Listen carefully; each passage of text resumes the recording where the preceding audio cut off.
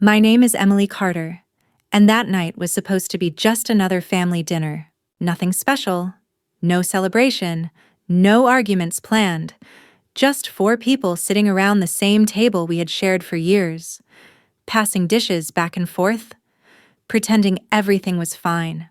Halfway through the meal, my father put his fork down, not gently, not angrily, just deliberately enough to make everyone stop chewing. "Someone took money from the safe," he said. The room went quiet. My mother didn't look surprised. She didn't look confused either. She folded her napkin slowly, like this was a conversation she had already decided how to finish. "There was cash missing," she added. "A lot of it." I waited. Not because I was nervous, but because I assumed the next words would be a question. "They weren't." My mother looked straight at me. "Did you take it?" The accusation didn't come with anger. That almost made it worse. It came with certainty. Like the answer had already been chosen and my job was simply to confirm it. I felt my chest tighten. "What?" "No, of course not." My father leaned back in his chair. "You're the only one who knew the code," he said. "That's not true," I replied immediately. "You and Mom know it, and so does—" My brother cleared his throat. He didn't say anything. He didn't need to. He just looked down at his plate. Quiet, uncomfortable, exactly the way an innocent person is supposed to look. My mother sighed. "Emily, we're not trying to attack you," she said. "But you've been struggling lately, and the money didn't just disappear. There it was. Not proof, not facts, just a story that fit the version of me they were already comfortable believing." I tried to explain. I told them I hadn't gone near the safe. I told them I didn't need their money. Every sentence felt like it made things worse. The more I spoke, the more convinced they became. By the end of dinner, the conclusion was clear. They believed I had stolen from them. And nothing I said was going to change that. I didn't need time to understand why they accused me so easily. I had known my place in this family for years. Growing up, I was always the one described with explanations attached. Emily is sensitive. Emily is impulsive. Emily just hasn't found her footing yet. Every mistake I made became a pattern. Every struggle became a flaw.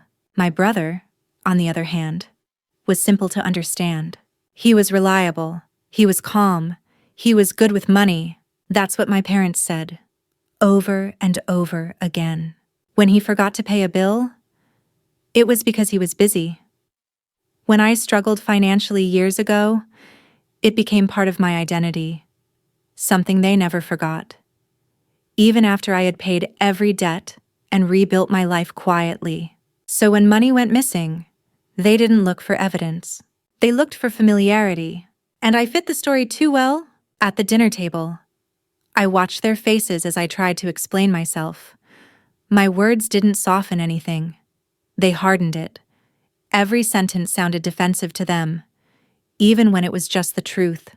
My mother kept repeating that she was just trying to understand, but she never asked a single follow-up question.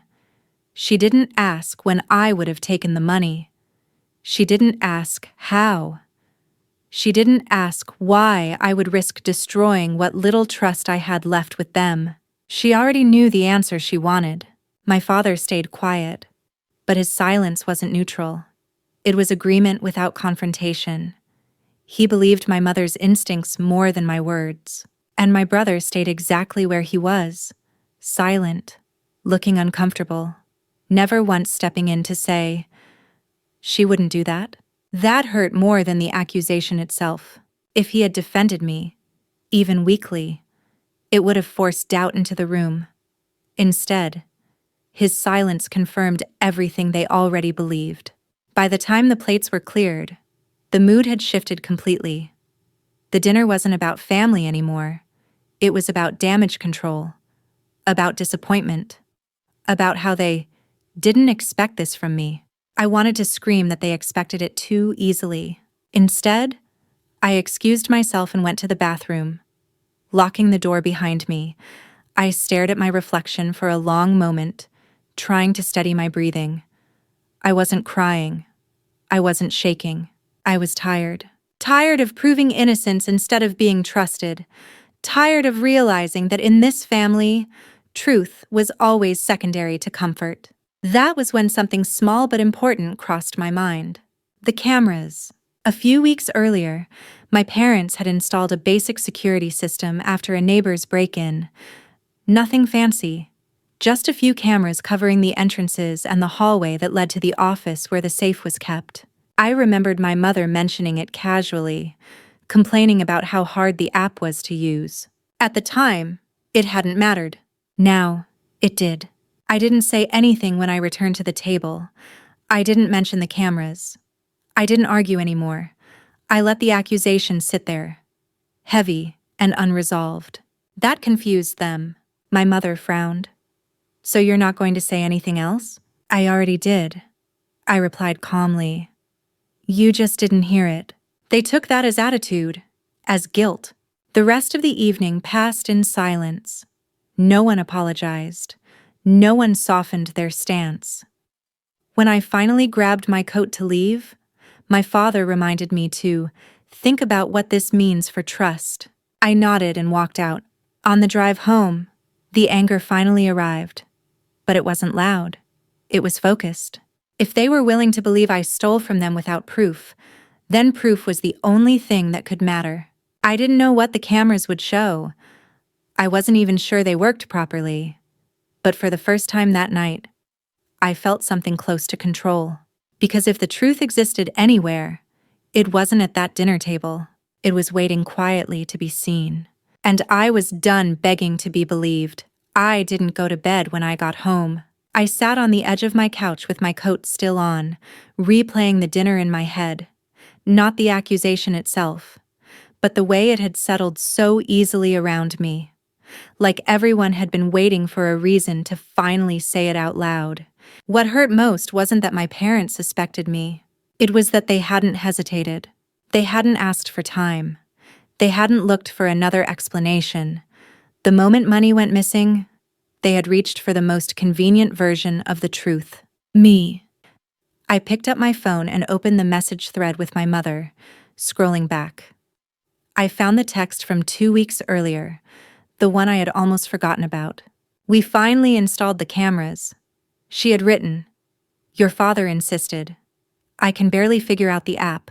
At the time, I had replied with a laughing emoji and nothing else. Now, my fingers hovered over the screen. I remembered where the cameras were placed. One near the front door, one by the back entrance, and one in the hallway that led to the office, right outside the room where the safe was kept. That detail had been mentioned almost casually, like it wasn't important. I knew better than to announce it immediately. If I brought it up too soon, they might shut it down, dismiss it, or, worse, delete the footage before actually looking at it. So I stayed quiet. I sent my mother a short message instead. "Can you send me the login for the camera app? I want to check something." She replied a few minutes later. "Why?" I stared at the screen for a moment before typing back.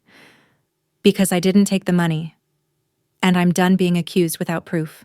The typing dots appeared, disappeared, then appeared again. Finally, she sent the login information, followed by a message I'd seen in different forms my whole life. "We're just trying to understand what happened." I didn't respond. Once I logged into the app, the first thing I noticed was how ordinary everything looked. The camera feeds showed empty hallways, closed doors, shadows shifting as lights turned off. Nothing dramatic. Nothing obvious. I adjusted the timeline and scrolled back to the night before the dinner. That was when my stomach tightened. The timestamps were clear. The camera outside the office hallway had recorded movement shortly after midnight. The house was dark. The only light came from the hallway lamp my parents always forgot to turn off. The figure moved slowly, confidently, like someone who knew exactly where they were going. I recognized the shape of his shoulders before I even saw his face. My brother. I watched as he entered the office, closed the door behind him, and stood out of view for several minutes. The camera didn't capture the safe itself, but it didn't need to. The timing told the story. When he came back out, he paused, looked around, slipped something into his jacket pocket. Then he walked away. I sat there, staring at the screen long after the footage ended. I wasn't relieved. I wasn't angry. I felt something colder and clearer. Validation. Every doubt my parents had thrown at me, every look of disappointment, every careful word meant to sound reasonable, it all collapsed in the face of those few minutes of footage. The truth wasn't complicated. It hadn't required interrogation or suspicion. It had been sitting there quietly, waiting to be acknowledged. I saved the clip immediately, backing it up twice, once to my phone, once to cloud storage. I wasn't going to risk it disappearing. It was almost midnight. I could have waited until morning. I could have slept on it, planned the conversation, prepared myself for their reactions. But something inside me refused. I had been accused publicly, dismissed emotionally, and left alone with a lie that was never meant to be questioned. I wasn't going to carry it overnight. I put my coat back on, grabbed my keys, and headed for the door. Because if they were going to see the truth, they were going to see it now, while it was still fresh, undeniable, and impossible to explain away. By the time I pulled into my parents' driveway, the house was dark. Most of the lights were off, except for the faint glow from the living room lamp they always left on overnight. It was close to midnight, the kind of hour when no one expects confrontation and everyone believes the day's decisions are already settled. I sat in my car for a moment, phone in my hand, watching the front door. Part of me hoped they wouldn't answer, that I'd knock, wait, and be forced to leave. Not because I was afraid of the truth, but because once it was spoken, nothing between us would ever return to the way it had been. But I was past protecting their comfort. I knocked. My mother opened the door in her robe, surprise flickering across her face before turning into irritation. "Emily, what are you doing here so late?" "I need you and Dad," I said calmly. "And my brother too." Her expression tightened. "This can wait until morning." "No," I replied. "It can't." Something in my voice must have shifted, because she stepped aside and let me in. My father came out of the bedroom a moment later, tired and confused. My brother followed, rubbing his eyes, playing the part of someone dragged out of sleep by unnecessary drama. "What's going on?" my father asked. I didn't answer right away. I walked to the dining table, set my phone down, and took a breath. My hands weren't shaking. That surprised me. I had expected anger or nerves. What I felt instead was steadiness. "You accused me tonight," I said, looking at both of them. "You didn't ask questions. You didn't look for proof. You decided I was guilty because it was easy." My mother crossed her arms. "We already talked about this." "No," I said. "You talked at me." My brother shifted in his seat. "Emily, this is really unnecessary," he muttered. "You're just making things worse." That was the moment I looked directly at him. "I'm not," I said. "You are." The room went still. I picked up my phone and turned the screen toward them. "You installed cameras," I continued, keeping my voice even. "You forgot about them." "I didn't," my mother frowned. "What does that have to do with—" "I checked the footage," I said. "From the night the money went missing." My father leaned forward slightly. "Emily, if this is some assumption—" "It's not," I said. "Just watch." I pressed play. At first, nothing seemed to happen. The grainy footage showed the hallway outside the office, empty and quiet. My mother sighed impatiently. Then the timestamp changed. A figure appeared at the edge of the frame. My brother's shoulders stiffened. The video showed him walking down the hallway, glancing around, entering the office. The time counter continued ticking as he stayed inside, unseen but unmistakably present. No one spoke. When he came back into view, slipping something into his pocket, my mother covered her mouth. My father didn't move at all. I stopped the video. The The silence afterward felt heavier than the accusation at dinner. My brother laughed nervously. "That doesn't prove anything," he said quickly. "I was probably just checking something. You can't even see the safe." "You don't need to," I replied. "The timing matches. The amount missing matches. And you never denied knowing the code." My mother turned to him, her voice barely above a whisper. "Is this true?" He didn't answer right away. When he finally spoke, it wasn't a confession. It was an excuse. "I was going to put it back," he said. "I just needed it temporarily. I didn't think it was a big deal." A sound escaped my mother that wasn't quite a sob and wasn't quite a breath.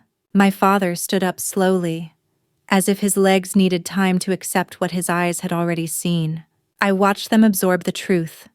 The real one this time. Not the convenient version. Not the familiar story they'd chosen at dinner. No one apologized to me. Not yet. They were too busy reconciling the image they had trusted with the reality now playing in their heads. I didn't feel satisfaction watching them struggle. I felt clarity, because in that moment, I understood something that had taken me years to accept. Being believed was never about my honesty. It was about their willingness to see me clearly. And tonight, the truth had forced their eyes open. No one moved for a long moment after the video ended. The screen on my phone had gone dark, but the image it left behind was still hanging in the room. My brother walking down the hallway in the middle of the night, confident, unhurried, knowing exactly where he was going. My mother was the first to sit down. She lowered herself into the chair like her body had suddenly forgotten how to hold itself up. Her hands were trembling, pressed together in front of her. Eyes fixed on the table instead of on me. My father stayed standing. He stared at my brother, his face stiff, like he was trying to hold two realities in his head at the same time, the son he trusted and the man he had just watched on the screen. My brother broke the silence again, and this time his voice was sharper. "You're blowing this out of proportion," he said. "I told you, I was going to put it back. I didn't steal it." The word steal hung in the air. My mother looked up at him slowly. "Then why didn't you tell us?" she asked. "Why didn't you say anything when we asked about the money?" He hesitated, then shrugged. "Because you always overreact." I felt something tighten in my chest, not from anger, but recognition. That was the same excuse they had used on me my entire life. Minimize, dismiss, move on. Except this time, it wasn't me standing alone. I leaned forward. "You let them accuse me," I said quietly. "You sat there and watched, while they blamed me for something you did." He didn't meet my eyes.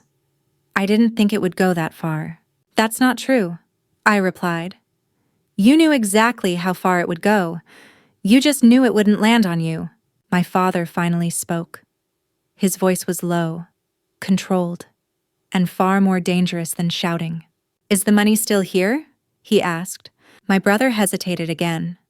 "Too long." "No," he admitted. "I used it." My mother covered her face with her hands. "How much?" my father asked. "All of it," my brother said. "I was going to replace it next month." That was when the room broke, not with yelling, but with grief. My mother started crying quietly, shoulders shaking, the sound small and stunned. My father turned away, pressing his palm against the wall like he needed something solid to stay upright. No one looked at me, and that hurt in a way I hadn't expected. The truth was out. Clear, undeniable, and still, no one had turned to the person they had wronged. I stood up slowly. "I'm not here to punish anyone," I said. "I didn't come back to watch you fall apart. I came because you accused me without proof, and I wasn't going to carry that lie one more night." My mother looked up at me then, her eyes red and full of something that might have been regret. "We didn't mean to," she started. I stopped her gently. "You did. You meant to believe it. That's the part that matters." The room went quiet again, but this time it was different, heavier, more honest. My brother sank into a chair, suddenly smaller, no longer protected by silence. The footage had stripped that away from him. There was nothing left to argue. My father finally turned back toward me. "I'm sorry," he said. The words sounded unfamiliar, like he hadn't practiced them enough. "We should have asked questions. We should have listened." I nodded, not because it fixed anything, but because it was true. "I saved the footage," I added. "It's backed up." My brother looked up sharply. "Why?" "Because tonight taught me something," I said. "Truth only matters if it can't be erased." No one argued with that. I picked up my coat and headed for the door. My mother stood up, reaching for me, then stopped herself. "Emily," she said softly, "please don't leave like this." I turned back one last time. "I didn't leave like this," I said. "I was pushed here. Tonight was just the moment you finally saw where I landed." I stepped outside into the quiet night, the door closing behind me. For the first time since dinner, my name felt clean again.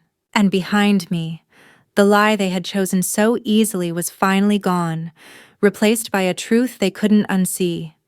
I didn't drive away right after I left their house. I sat in my car at the end of the street, engine off, staring at the dark outline of the roof I had grown up under.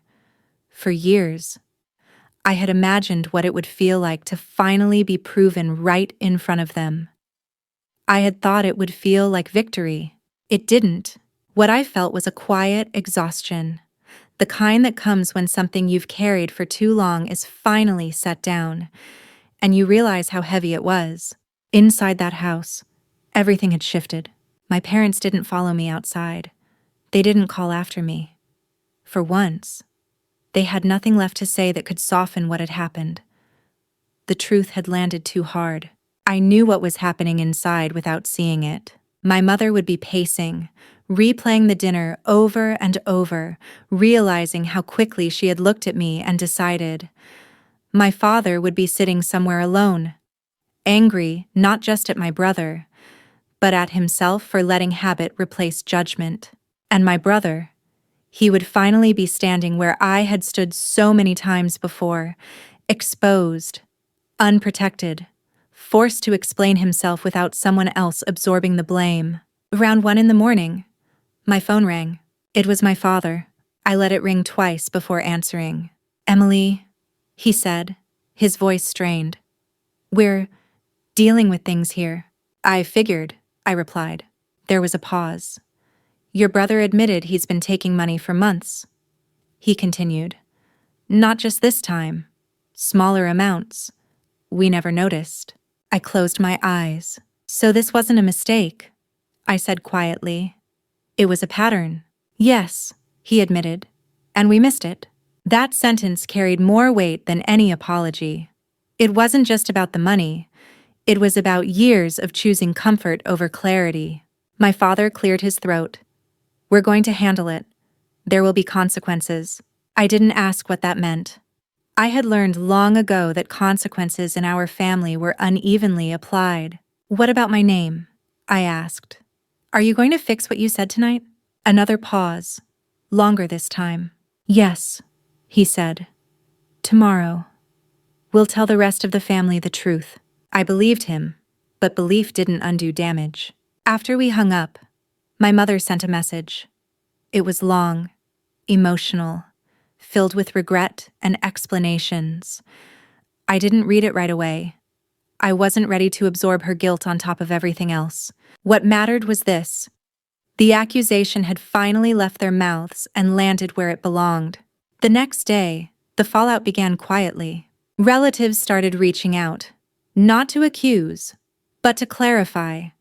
My parents told them what the footage showed. They didn't defend themselves. They didn't rewrite the story. For the first time, they let it stand as it was. My brother didn't contact me. I heard later that my parents had restricted his access to the house and demanded repayment.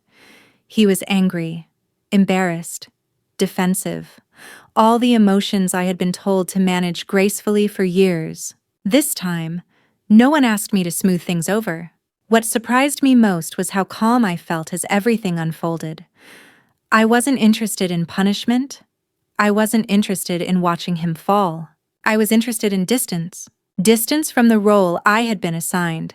Distance from the expectation that I would always explain, forgive, and absorb the impact so others didn't have to.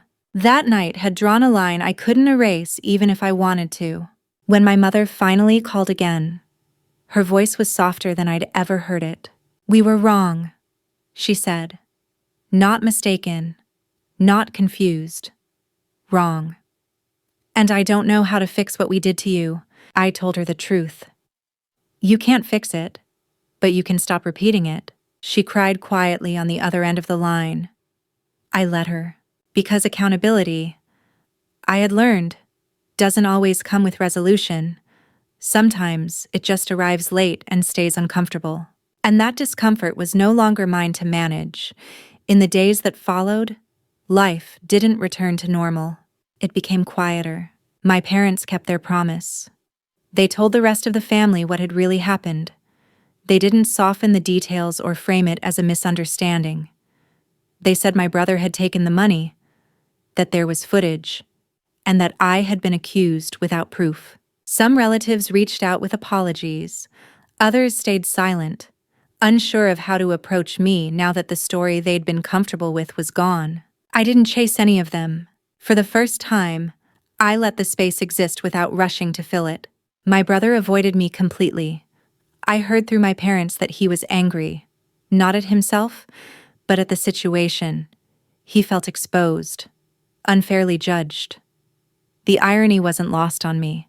My parents tried to make amends in small ways, inviting me over, offering help I hadn't asked for, checking in more often. I accepted some of it, declined the rest. What I didn't do was pretend nothing had happened, because something that night had confirmed what I'd felt for years but had never been forced to confront. In my family, trust had always been conditional. It had to be earned, re-earned, and defended. And the moment doubt appeared, it had been easy to decide I was the problem. Knowing that didn't make me bitter. It made me careful. I stopped explaining myself so much, stopped volunteering details, stopped trying to manage other people's comfort at the expense of my own. When my mother apologized again weeks later, she asked me if I could forgive them. I told her the truth. "Forgiveness isn't a moment," I said. "It's something that grows when behavior changes. I'm not there yet." She nodded. She didn't argue. That was progress. The footage remained saved, backed up, untouched. Not as leverage, but as a reminder. Not every truth needs to be revisited, but some truths should never be forgotten. What stayed with me most wasn't the accusation or even the betrayal. It was how quickly people can decide who you are when it's convenient, and how uncomfortable they become when that decision turns out to be wrong. I didn't need revenge. I didn't need anyone punished. I needed my name cleared. That happened, and with it came something I hadn't expected. Peace.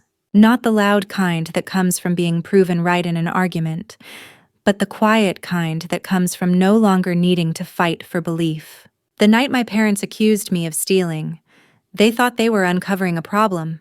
What they actually uncovered was the cost of not listening, and once that cost was paid, there was no going back to the way things were. Only forward, this time with boundaries.